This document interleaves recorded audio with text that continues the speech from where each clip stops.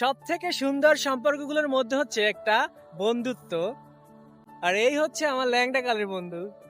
এর সাথে আমি ছোটবেলা থেকে primary, high school, college, even যখন আমরা অনার্সে ভর্তি হতে যাব তখন আসলে আমরা অনেক চিন্তা করতেছিলাম যে আসলে আমরা কিভাবে একটা কলেজে পড়তে পারি, যেহেতু আমরা ছোটবেলা থেকে একসাথে বড় হয়েছি।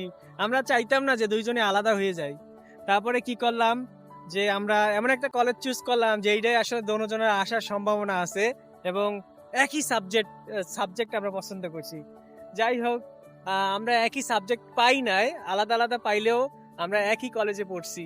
তো এখন আসলে পড়াশোনার শেষে যখন আমার একটা ছোট্ট চাকরি হয়েছিল, যখন আমি সেখানে গেছি তখন আহ, মানে বর্তমান যত বন্ধু বান্ধব আছে তার ভিতরে ওর জন্য আমার অনেক খারাপ লাগছে এবং আমি যতটুকু ফিল করছি ওরও আমার জন্য অনেক খারাপ লাগছে, তাই না? Right, right.